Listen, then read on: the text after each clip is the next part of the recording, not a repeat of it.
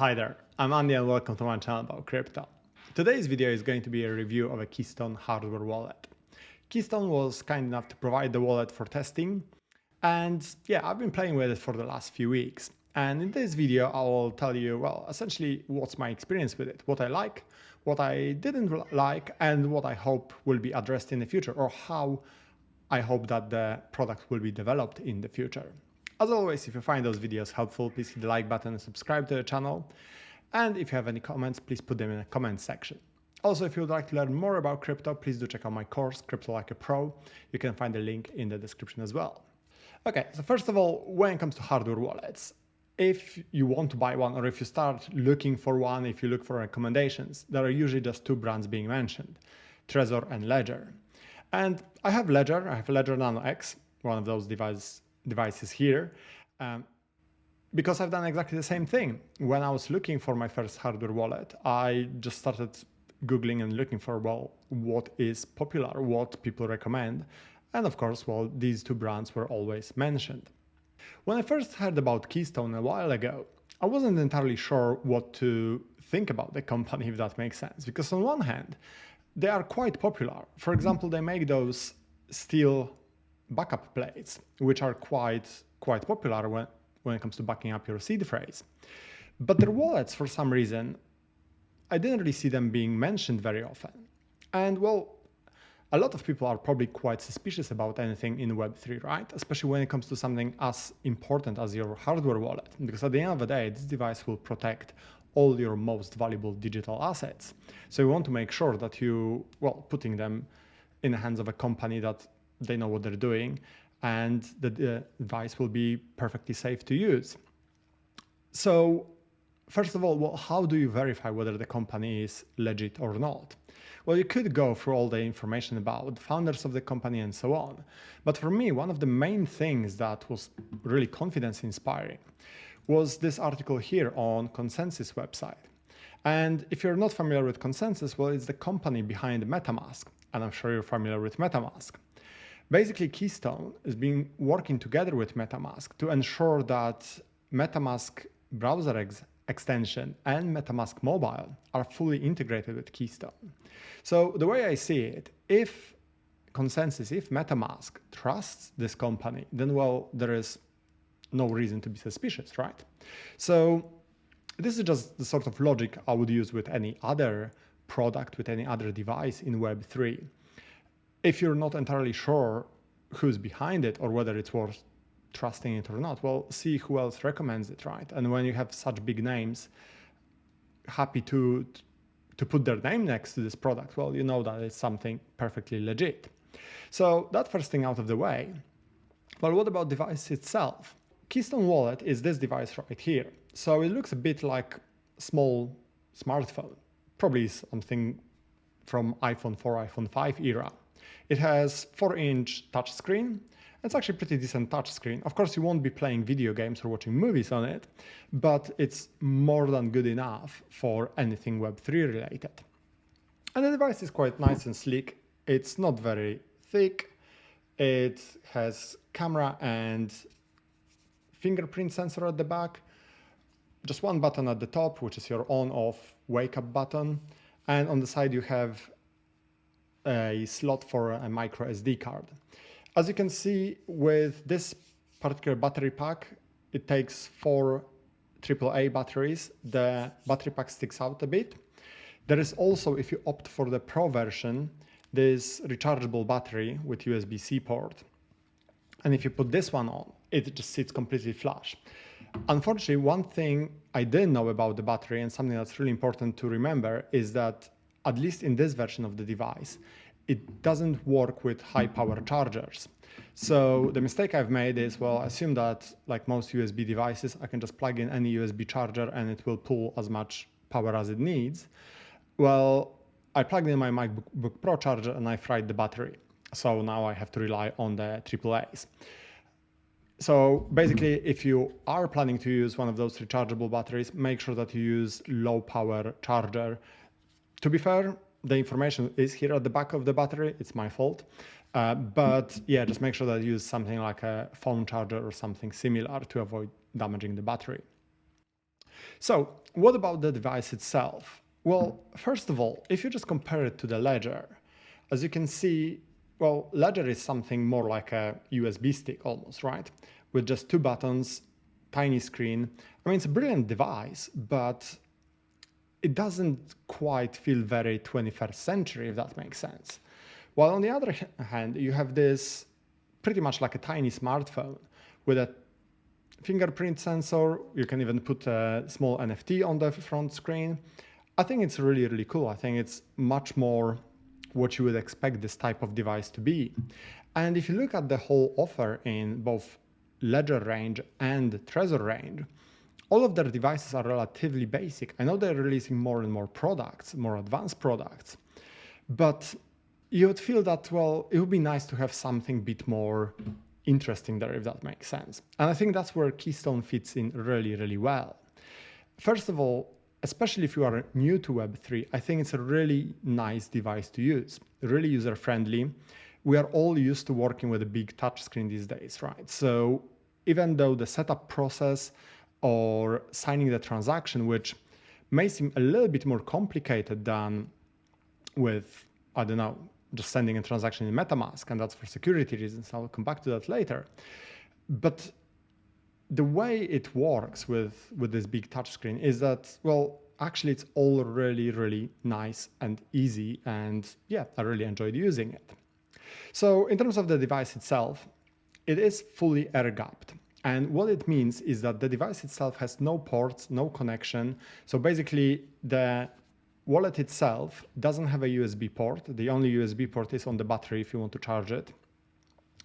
It doesn't have any form of connection like Wi-Fi, NFC, or anything else. Basically, it's completely separated from everything around it, right? There is an air gap around it. The only way you can communicate with this device is by using the camera. So you can scan QR code with a built-in camera. And then if you need to do firmware update, you have to insert the micro SD card. And I spoke to the company about that micro SD card because I thought, well, that's a potential vulnerability, right? In theory, someone could create firmware with some malware and then put it on a copy of Keystone's website. But they assured me that this actually wouldn't work because if you download fake firmware, the device would not recognize it. The firmware has to be signed, cryptographically signed by one of the Keystone employees to make sure that it actually is recognized by the device and can be opened by the device. So from everything I can see, it's basically impossible to hack it. I don't like to be deterministic about anything in life. And I'm sure that, well, you could take the stance that everything is possible, but realistically, well, no one hacked Ledger so far. From what I can see, it's impossible to hack this device either. So that's great. It's very, very secure. Also, if someone gets hold of your actual physical device and then tries to dismantle it in order to somehow, I don't know, hack it this way, the device actually has a built-in self-destruct mechanism, which sounds really cool. It's not going to explode, but it's going to completely wipe all the private keys on the device itself as soon as someone will try to take it apart. So there's no way to extract private keys from the device. And of course, well, since the device is never connected to the internet or anything like that, your keys are always perfectly safe. Alongside this video, I also wrote quite a long review, and I'll put the link in the description. That review is published on Medium, and you can then go through all the steps of actually unboxing it, all my thoughts about how secure the box is and everything. There are a lot of little touches which add up to an overall very positive experience with the product. So for example, the box itself, it has anti-tamper seals, and if you try to peel them off, they leave very clear void marks. Then once you get to the device, when you register it on the website, you can actually check whether it's a genuine device and whether it's been ever tampered with. So that's, again, another step that makes you a bit more sure that this device is definitely perfectly safe to use. Then the whole setup process is, of course, quite straightforward. A couple of things you have to remember is that if you are going for the essential version, which only has the battery pack with AA batteries, AAA batteries, you will need to provide 4 of those batteries. And I would strongly recommend that you get rechargeables because the device is quite power hungry. I found that when I spent pretty much a whole day playing with it, when I was testing it, it used probably about 1/3 of the charge. So yeah, it sits at around 64%. If you're using the rechargeable battery, then you may need to set aside about 3 hours to charge it first before you use it for the first time. And also, you will need a micro SD card, no bigger than 512 gig. Technically, you don't have to have one straight away. I started using the device without updating the firmware and it worked perfectly fine. I updated a little bit later, but you will want to do it sooner or later because certain features, like for example, MetaMask integration, will not work without updated firmware. So in terms of the device itself, the battery is held in place by magnets. So there is, at least on my copy of the device, a tiny bit of play. It's probably not even visible in the video, but it moves by a fraction of a millimeter sort of side to side, but it never came off the device. You would think that, or it may feel at times that it may actually come off, but it doesn't. It sits in quite securely. And overall, the device is nicely built. It's made from plastic. It would be nice to have also like an aluminum higher end version maybe, but it certainly feels well built, quite sturdy. So yeah, works really nicely. And I've been playing with it quite a bit, just sort of sending crypto back and forth. If you want to send crypto to the device, it's really simple. As usual, you just scan QR code or you copy and paste your address. Very, very simple. If you want to send any crypto from your Keystone wallet, then it's a slightly longer process. And this is to do with all the security features. So basically with the device, you also need to get a Keystone app. So you can download it for your iPhone or Android device. And basically what the procedure looks like, I will show you it on the screen now, but you do a bit of back and forth with scanning QR codes to essentially approve the transaction. If you look at it on the screen, it may look like there are quite a few steps, but actually it's really, really smooth. It's certainly much more convenient than using things like two-factor authentication via text message or authenticator app, or to be honest, even using Ledger and sort of punching in your code and then approving transaction by pressing buttons. Yeah, this runs much smoother. Essentially, you just scan back and forth QR code a couple of times and that's it, job done. Also, what's really good about it is that when you're sending your transaction, you never have to do blind signing. So one of the issues with Ledger and Trezor and many other wallets is that when you are signing a transaction, very often you don't see, well, you never really see what exactly you're signing, right? You can see the address, but you don't really know what that transaction represents. On the other hand, when you're using Keystone, you exactly know what is happening, right? What are all the steps in the transaction? So that's much more confidence inspiring. Again, especially for someone who's quite new to this space, it's better to be able to see all this stuff. As I mentioned earlier, there's full integration with MetaMask, both MetaMask browser extension and MetaMask mobile. So basically MetaMask mobile can be your companion app for this hardware wallet, which is great. I tested it, works really, really well. But also there are other wallets supported. So you have Solflare, Polkadot, a few other ones. These are some of the popular ones. And also there will be more wallets implemented in the future, or more integrations implemented in the future, including Cardano and so on. So that's always great to see that there is a lot of already implemented interoperability, which is really needed in Web3. And of course, it's great to see that the team is actually working on developing additional features, additional collaborations, additional integrations. So the usability of the device will only grow in the future, which is great. Another thing which I think is worth mentioning is the quality of all the support materials.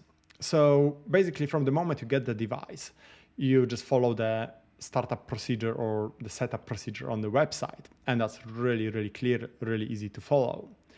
Then if you want to do anything like firmware updating or integration with MetaMask or MetaMask Mobile, it's all really, really clear. The articles on the website are really good, really easy to follow.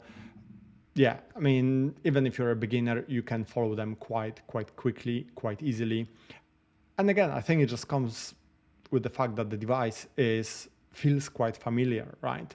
It just feels a bit like a smartphone. So it's all very easy to adjust to process, if that makes sense. Because I think that's one of the big issues in Web3, that a lot of the processes, especially when it comes to things like securing your assets or sending your assets, they feel quite alien. The learning curve can be sometimes quite steep and people may be a bit apprehensive. So I think this is really, really good example of, well, how things can be improved, how much easier they can become for new people in this space, and essentially how much this can help with onboarding new people or help them to do more complex stuff in Web3, which they may not necessarily feel, or previously maybe they not necessarily felt fully comfortable with. I mean, if you ever used Ledger or any other hardware wallet, I'm pretty sure that the very first time you had to set one up and the very first time you had to send a transaction, authorize it with Ledger and stuff like that, it all probably was a bit stressful, right? In the same way that the very first time when you sent a transaction on a blockchain, just transferred, I know, some crypto from an exchange to your MetaMask, it was probably a little bit scary. And I think improvements like this are really, really needed in this space. And I do hope that other hardware wallet manufacturers will follow it and will introduce more devices like this, which are just, well, basically fun to use and easier to use. What's also pretty cool is that you can showcase your NFT or one of your NFTs on the lock screen. One thing that could be improved is that it could be a bit bigger. So at the moment it's just this small thumbnail. It would be really nice if it was sort of covering the whole screen, or, well, since NFTs are usually square or almost square, at least be quite big on the screen. I think that would be really, really nice. But not only it's pretty cool, but also it's a really great way of personalizing your device. I have a couple of ledgers. So I mean, me and my wife have a few of them. And well, we have to put like stickers or other stuff on them to actually be able to tell them apart. I know that now they make models in various colors and so on, but for a while you could just get them in one color, right? And with something like this, well, instead of putting a sticker, you can just get your favorite NFT or one of your NFTs on the screen. And then if you have multiple devices or you have a partner who has one of those devices and so on, well, you can just quickly power it up and see whose device it is or which device you're holding at the moment, because they all can be quite nicely personalized. So again, little thing, but I think it's quite cool. Plus we all love showing off our NFTs, right? It's part of fun of being in Web3. And one final thing I wanted to say is the price of the device. So if you look at most hardware wallets, I mean, Ledger Nano X, it's about $150 plus any applicable taxes. Trezor, the more fancy one, Model T, I believe, that's, I think, $220 or something. It's certainly above $200. So for something like Keystone, where you have this big screen, built-in camera, fingerprint sensor, well, the fact that you can get the Pro version with the rechargeable battery for $169, I think that's really, really good. That's basically almost the same price as Ledger Nano X. And if you want to go for the essential version, the one without the rechargeable battery, well, that's only $119. So I think the price point is really, really good. And personally, what I hope we'll see in the future is maybe also like a premium model, which I think at some point they had Keystone Ultimate, but it's not currently available. But I would really love to see one which is like just fully finished in metal casing and stuff like that. Something a little bit more premium. Of course, that would be probably much more expensive. But yeah, I think for a device like this, that would be really, really well worth it. So here are the main reasons why I really like it. I mean, it's easy to use. It's really secure, fully air-gapped, no blind signing, self-destruction feature, and so on. Fingerprint reader is another great feature because essentially it just really helps with logging into the device. It really speeds it up. And then MetaMask integration is another great thing to see in a device like this. Things I don't particularly like, well, AAA batteries don't last very long. Also, there is no support for high power chargers, which is probably no biggie, but still. One thing that's, I think, really awkward is that there is no balance displayed on the wallet itself. So given that big, nice screen, it would make sense, I think, if you could see balance of all your cryptocurrencies, but you have to actually use the app to be able to see them. And then, well, I think that build quality could be improved just a tiny little bit. Like I said, the battery feels a little bit loose. I mean, it works perfectly fine, but it's just maybe I'm being a bit picky, but it could be improved tiny little bit. So as you can see, not really many cons, some really solid pros. And overall, I think it's a really nice device. And personally, like I said, I really enjoy it. I will carry on using it. And yeah, definitely worth checking out. As I said earlier, if you would like to find out a bit more, please do read my review, which I put on Medium. Again, you can find the link in the description. If you have any questions, please do put them in the comment section. And other than that, thank you for watching, and I'll see you next time. Bye.